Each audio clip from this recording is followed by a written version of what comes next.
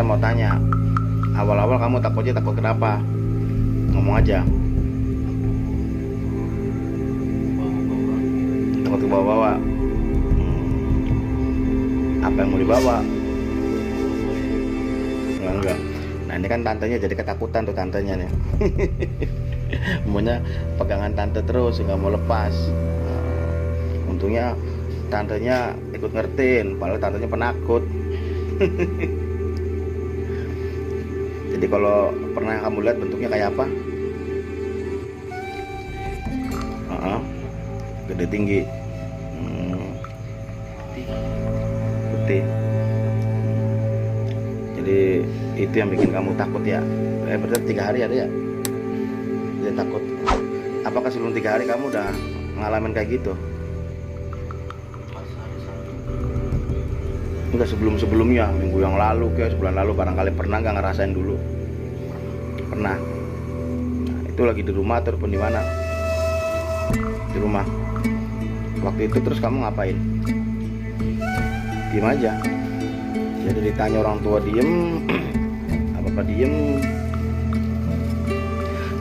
Yaudah. Bang, pegang nih.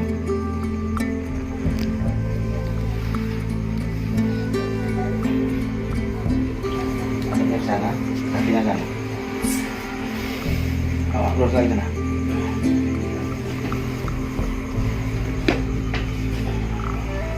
Jadi kamu lihat video kamu sendiri. Ya kamu lihat.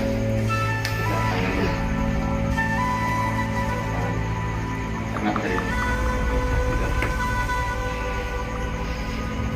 Kalau lah, tangan jatuh ke bawah. 1, 2, 3. Ini kepaksa saya hipnotis, ini sesi hipnotis ini. Yang saya sentuh sekarang, Rafa, pikirannya mulai sekarang udah nggak takut-takut lagi. Apapun bentuknya, apapun yang gimana kata Raffi yang pernah Raffi lihat, ya bukan sesuatu yang menakutkan, tapi Raffi berani karena derajat Raffi lebih tinggi daripada makhluk jin. Nah, jadi kalau Raffi ngelihat begitu-gitu ya cuek aja mulai saat ini dan seterusnya.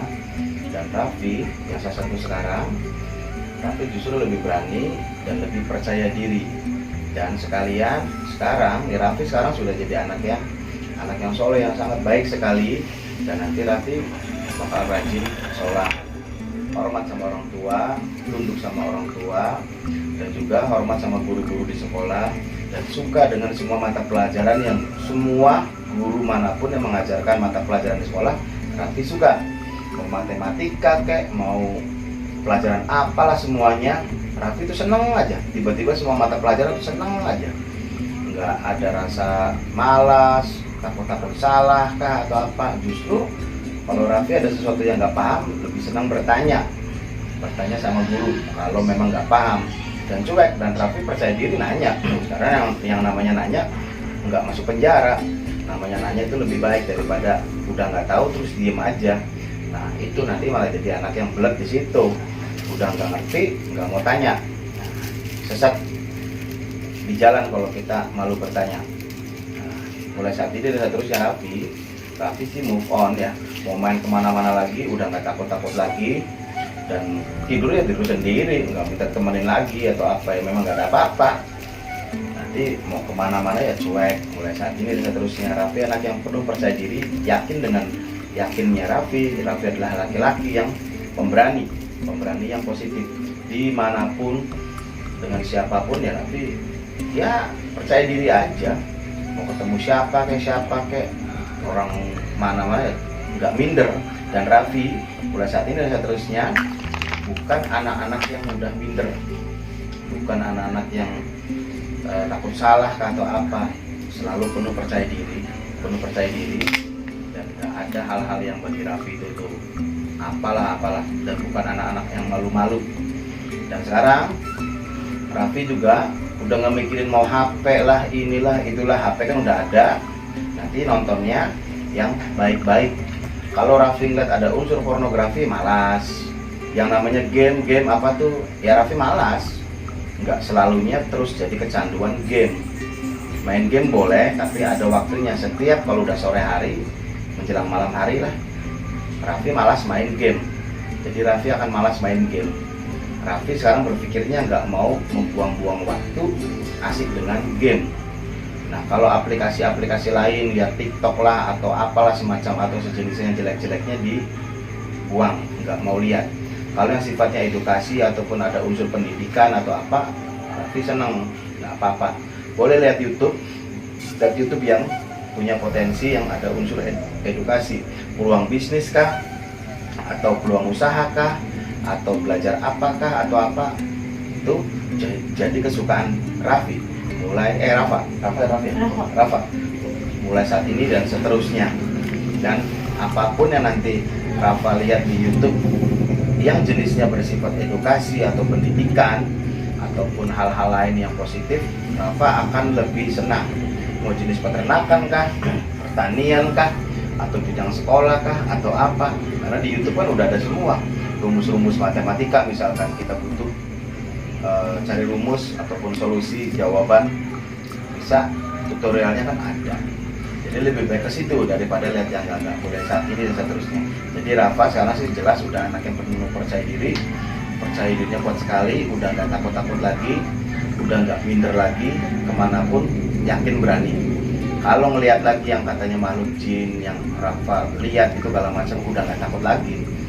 Jadi jin manapun ya nggak takut, karena jin itu ada di mana-mana, hidupnya berdampingan dengan manusia. Karena Rafa punya kelebihan bisa ngelihat begitu, ya santai aja, biasa aja. Dia hidup, Rafa juga hidup, dia makan, Rafa juga makan, biasa saja.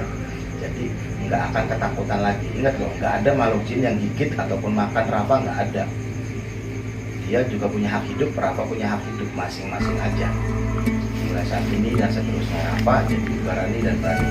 Dalam hitungan 1-3 dalam hati baca bismillah dan Rafa nanti buka mata perlahan, nanti badannya segar dan segar. Ya. Bismillah. 1, 2, 3, buka mata. Badannya segar. Nah, oke, buka mata. Nah, udah yakin ya? Ini Rafa anak usia berapa?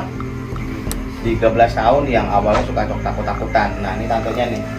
Tantenya juga penakut. Tapi ya suka gitu. Udah penakut jadi harus megangin aja Rafa. Udah santai duduknya. Ini satu pola di mana anak-anak yang seperti ini dan jangan ada terjadi dimanapun gitu. Kalau pihak orang tua yang mengetahui ada gelagat-gelagat seperti ini, sepatutnya kita bersikap yang baik, artinya mengarahkan kepada anak itu, carilah orang-orang yang mungkin seperti saya ataupun apa yang banyaklah di mana-mana gitu ya. Artinya untuk bisa menakal hal seperti itu. Dan juga jangan sampai faktor-faktor ini dibiarkan, karena akan terjadi faktor delusi yang tinggi.